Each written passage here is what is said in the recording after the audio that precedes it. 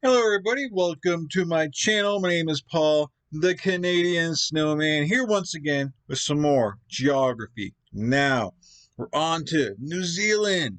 Uh, I know where New Zealand is located. Uh, Other than that, I really don't know much about it because, they're next to Australia, and I'm not sure if the culture is like similar or not. I really don't know, but I'm going to learn right now. So we're going to jump into it, and yeah, let's check it out. Doo-doo-doo. All right. Before you do, please hit that like and subscribe button, please and thank you. All right. Come on, computer, you can do it. 3, 2, 1. Bam. Now, when I think of New Zealand, really only one word seems to come to mind. Tau matawhakatangi hanga ko au au o tamatea tsuri pu ka piki maunga horo nuku poka e whenua kita na tahu. It's time to learn geography now! Hey everyone, I'm your host Barbs. New Zealand is one of those places where a few people have made a powerful image for themselves. It's one of the last places on Earth to be discovered and inhabited by humans. And when they arrived, it was unlike anything anyone had ever seen. Mostly because there were these massive 12 feet tall bird monsters. We'll get into that in a bit. But first... Okay. New Zealand is not only a key player in the ocean nations, but a geographic anomaly. As in, half the time when you look at artwork or decorations or newscasts or even educational books, New Zealand is forgotten from the map. Kiwis even joke about it. Even their government website 404 page not found website pokes fun at it. Anyway, New Zealand, or Aotearoa, is located in the southwestern Pacific Ocean, about 1,200 miles or 2,000 kilometers. Well, I've seen enough geography and history, videos and documentaries to know I knew exactly where New Zealand was located. So I didn't need them. I don't need them to show me a map like right now because I know you guys are located. So I'm not forgetting you guys at all, man. Anyways.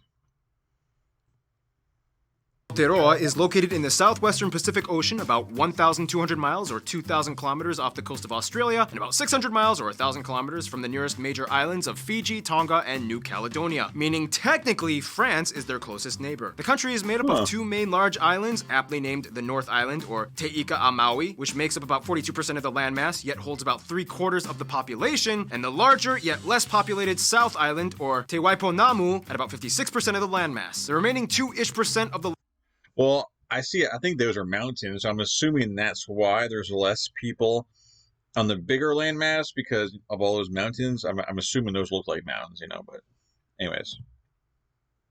South Island, or Te Waiponamu, at about 56% of the landmass. The remaining 2-ish% of the landmass is made up of hundreds of interior and outlying islands, 33 main ones that are either around the main two islands, like the largest one, Stewart Island, just south of South Island. Then you have the outlying island chains, like the northernmost Kermadec Islands, the easternmost Chatham Islands, and the sub-Antarctic southernmost point, the Campbell Islands. The country is a unitary state divided into 16 councils, 11 regional councils, and 5 unitary regional councils. The Chatham Islands act as their own special territorial authority. The second largest city, Wellington, is the capital, the southernmost capital in the world. However, Auckland up north is the largest city, which holds about 1/3 of the entire population of the country, with the largest and busiest airport, Auckland International. Otherwise, Christchurch on South Island is the 3rd largest city and holds the 2nd busiest airport, Christchurch International. But wait, that's not all. The sovereignty claim extends even further, and then you get the 3 New Zealand realm territories and free association island nations. These are Tokelau, the Cook Islands, and Niue. Tokelau is considered a non-self-governing dependent territory. It also has a territorial dispute with American Samoa over Swains Island, whereas the Cook Islands and Niue are labeled as self-governing states in free association with New Zealand. Finally, you have the Ross Dependency, which is New Zealand's claim to Antarctica, which of course under the Antarctic Treaty does not actually fall under their sovereignty, but a lot of people like to say they have something they can't. For a nation that doesn't even show up half the time on maps, there's a lot going on here. But wait, if New Zealand is just an island in the middle of the Pacific, which continent is New Zealand a part of?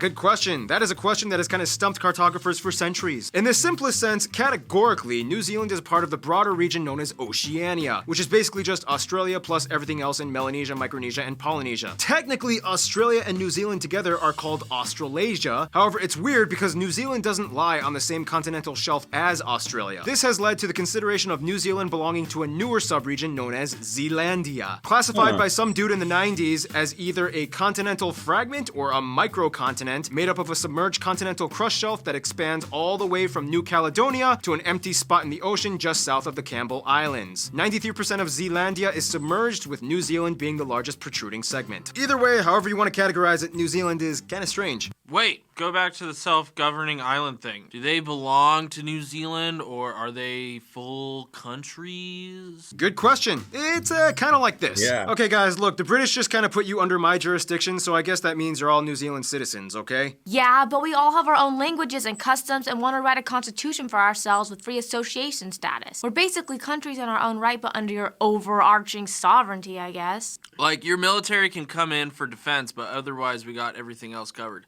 I mean, guys, I have less than 2,000 people on less than 5 square miles of land on 3 islands. I think I'll just become a dependent territory state. All right, fair enough. 2 kind of countries with loose ties and 1 dependent territory country with stronger ties. Got it. Plus, hey, I became the first completely solar-powered nation in the world. Not exactly fully functional sovereign nation state by definition, but yeah, good for you. Some places of interest in New Zealand might include the world's steepest street at a gradient of 38 degrees, the National Museum, Auckland Sky Tower, you can actually jump off of it, the Rotorua Geysers in traditional Maori Village, Rainbow's End and Splash Planet, the International Antarctic Center, Hobbiton, so many wine fields like the ones in Marlborough, 90 Mile Beach, which is actually only 56 miles, Waitomo Caves with glowworms, Frying Pan Lake, and the Meraki spherical boulders. And honestly, I could go on and on with all the natural ones.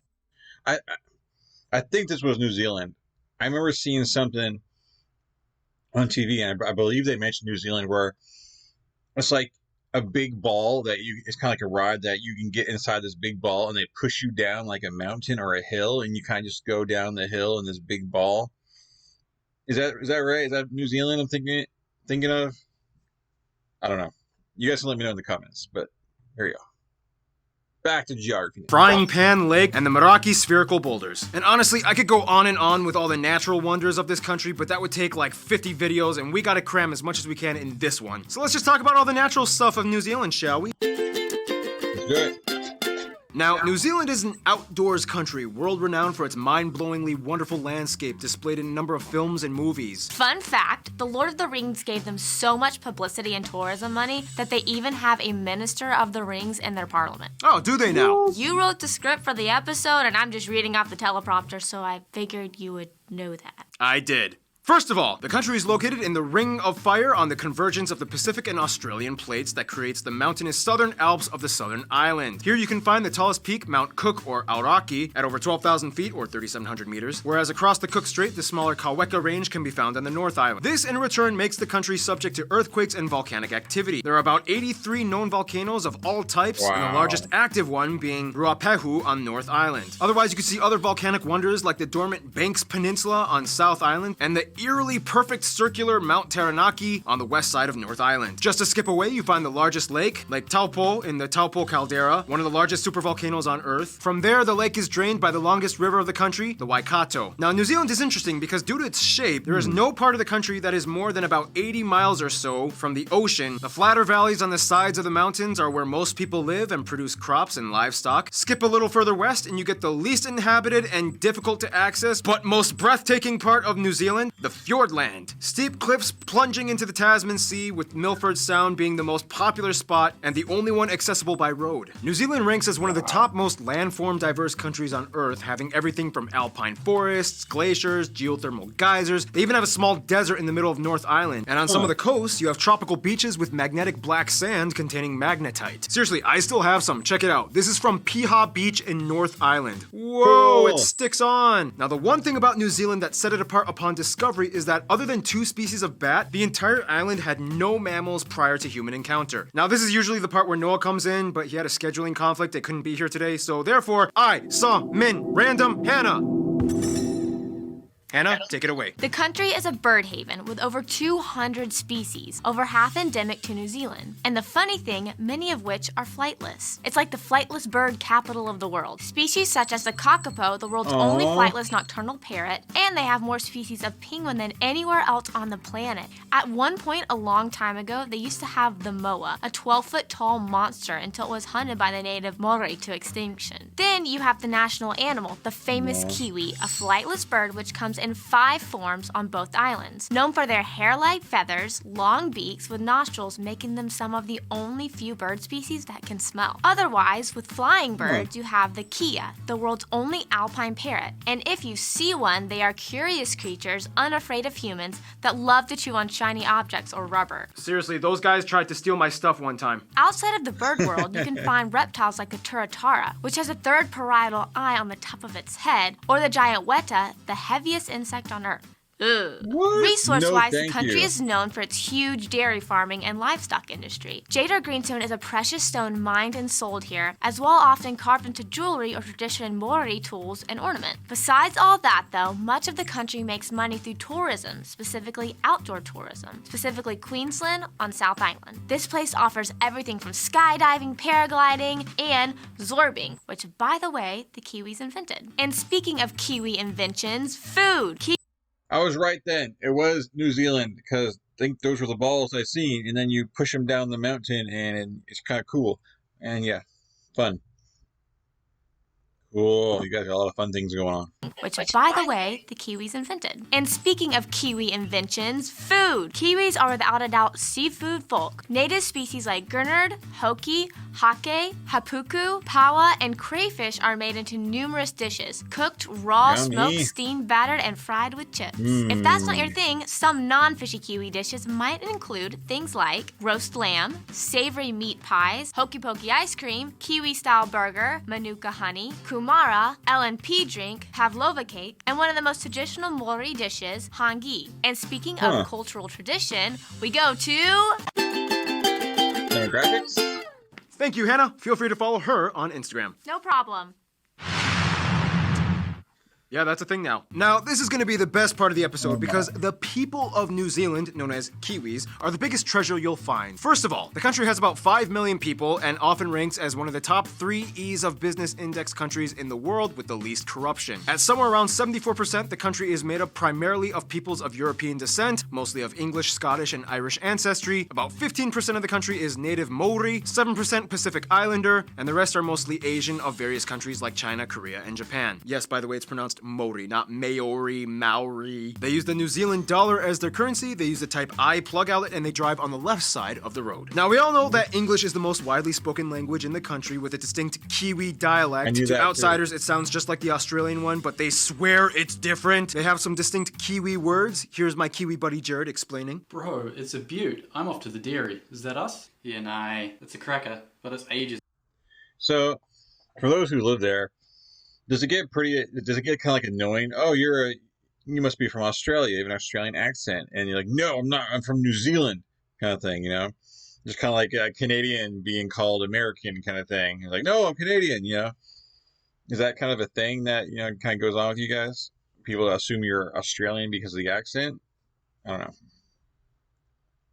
I do it new. I don't know what I'm doing right now. Okay, here we go.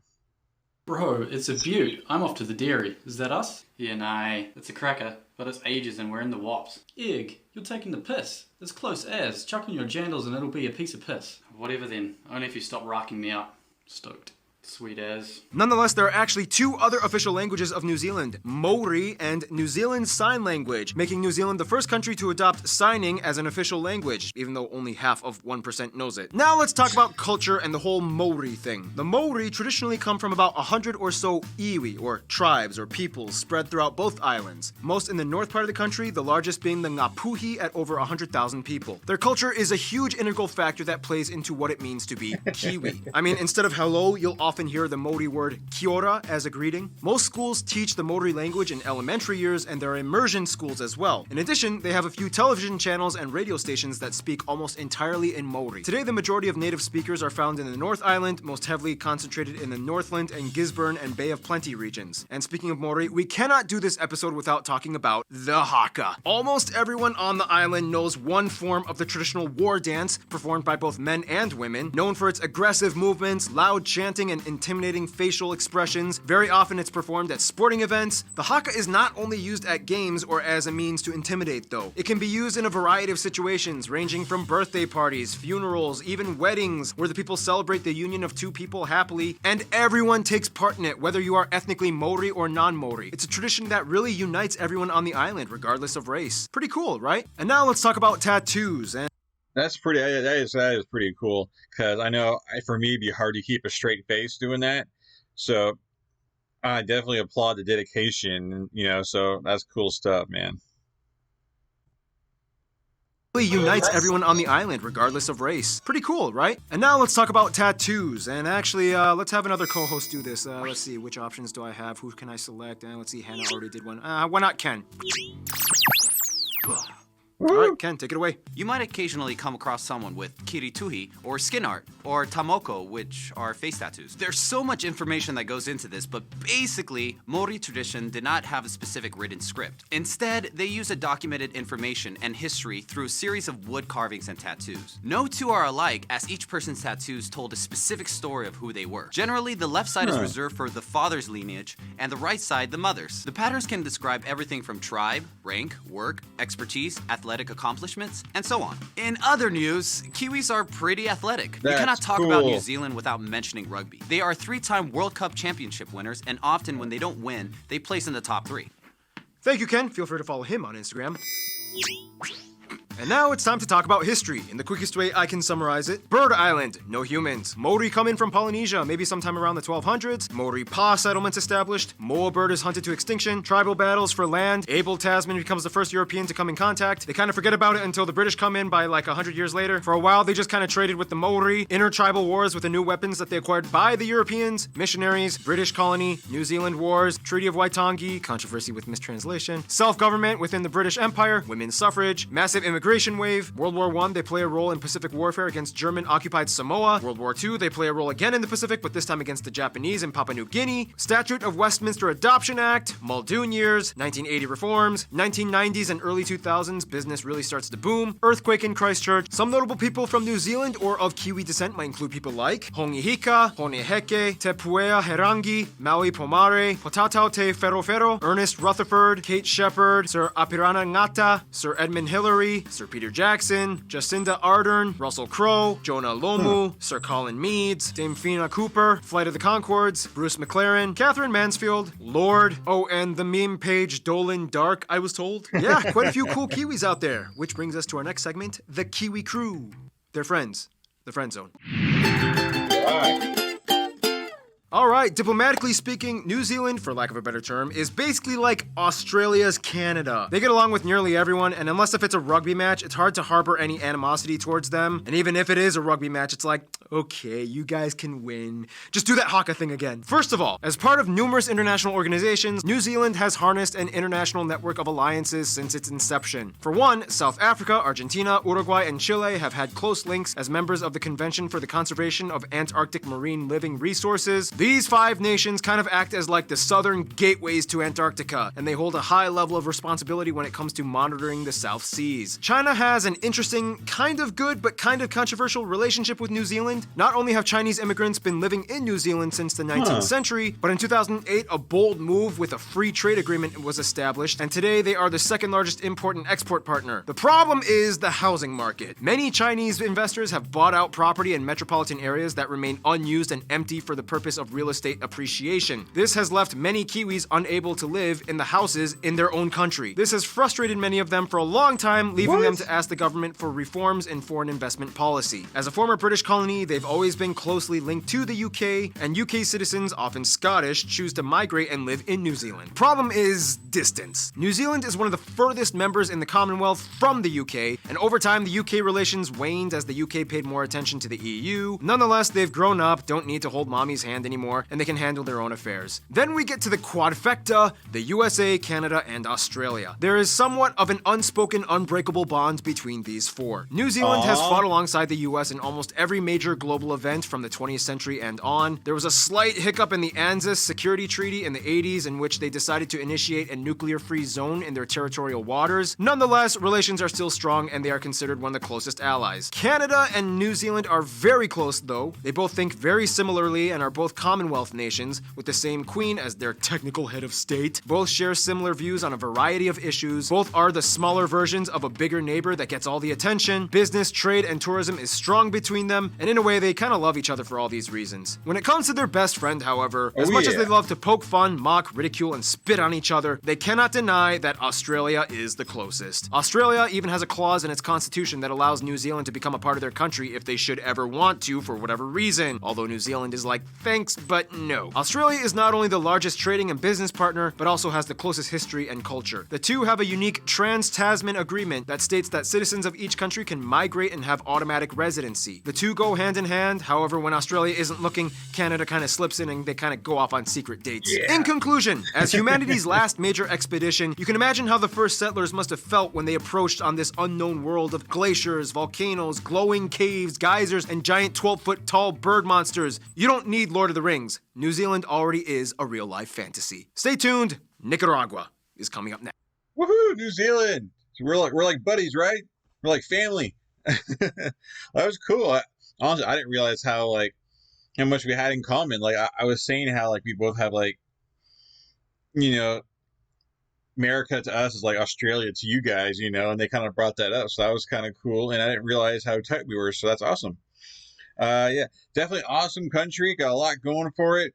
And didn't really understand the whole China, you know, I guess taking your land. And so you guys can't really live there kind of thing. They didn't take your land, but you know, there's some kind of deal going on there. I guess I didn't quite understand, but yeah, cool country. Like I said, like I've said in many other countries, I definitely would like to visit. You know, it's always a plus when the country is, you know, has basically a lot to offer and speaks English kind of thing. And yeah, that'd be awesome. Because I always, you know, said I want like, you know, visit, you know, Australia, New Zealand. Now it's like, I think, which one would I want to visit most, New Zealand or Australia? You know. So, anyways, guys, please hit that like and subscribe button below. Please and thank you. And I'm doing every country in the world, so I hope you guys continue the ride with me. And yeah, we will continue this awesome journey. And yeah, you guys have a great day, great night, or whatever time it is there for you. And I'll see you sometime in the future for another video. Peace, you guys. Yeah, I'm out of here.